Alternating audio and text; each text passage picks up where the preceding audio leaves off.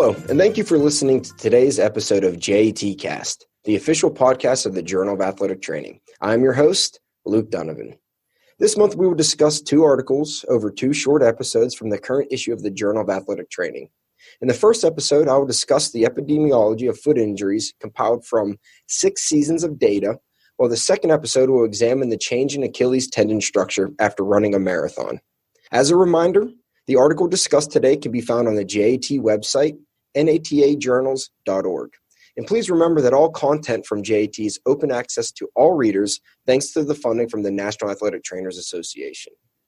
The title of the first article is Epidemiology of Foot Injuries Using National Collegiate Athletic Association Data from the 2009-2010 through the 2014-2015 seasons, authored by Dr. W. Brent Levers and colleagues from Laurentian University.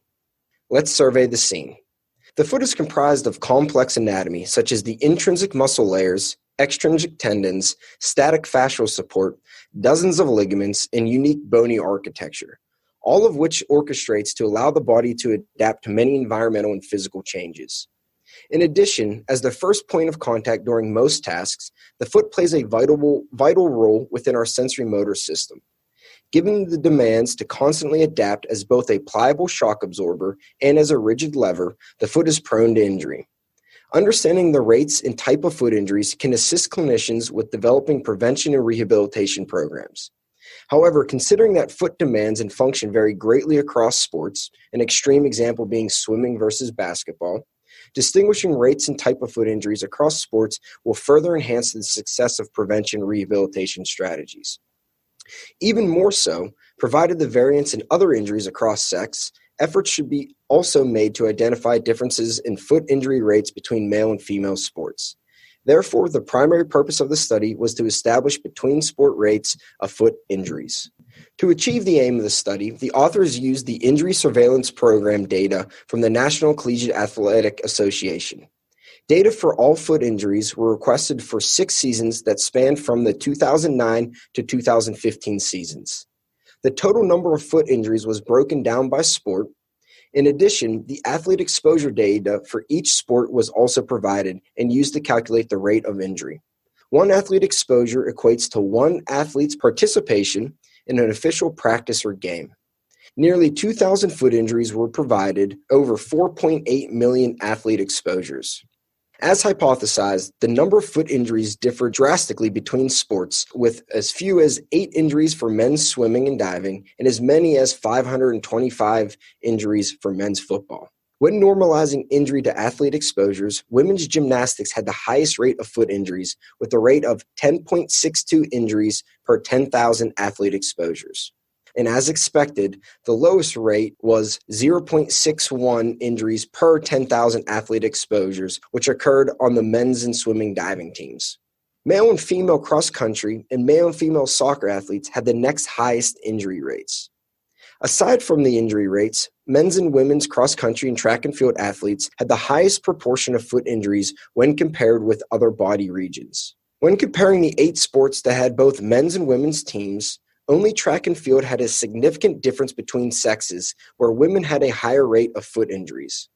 The overall most common injury was contusions to the foot and toes, followed by midfoot injuries, plantar fascia injuries, turf toe, and metatarsal fractures. In addition to calculating the rates of foot injuries, the authors also completed a risk assessment by combining injury frequency, defined by the rate of occurrence, and injury severity, defined by time lost from practice or game data. This assessment found that the highest risk injury to be metatarsal fractures, then plantar fascia injuries, followed by midfoot injuries, and finally foot and toe contusions.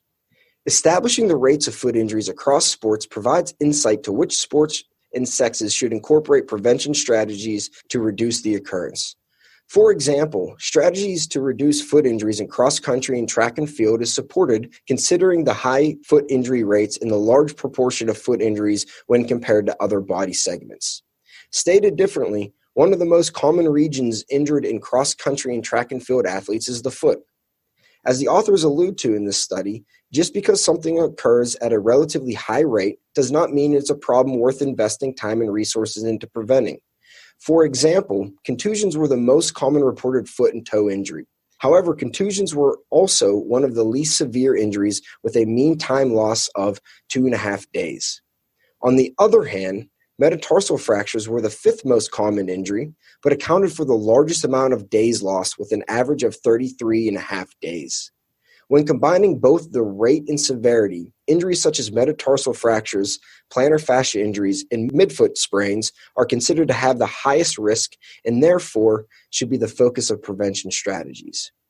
Now that the rates and risk are defined for foot injuries within collegiate athletes, future studies identifying specific modifiable risk factors will further aid clinicians with reducing the rates and severity of foot injuries.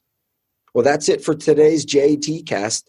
Please remember to rate and subscribe to the podcast, which is available on iTunes, Google Play, Spotify, YouTube, and Stitcher. You can find out more information about upcoming podcasts and other JAT events on our Twitter, Facebook, and Instagram accounts at JAT_NATA. Thank you for listening and keep a lookout for next JATcast episode.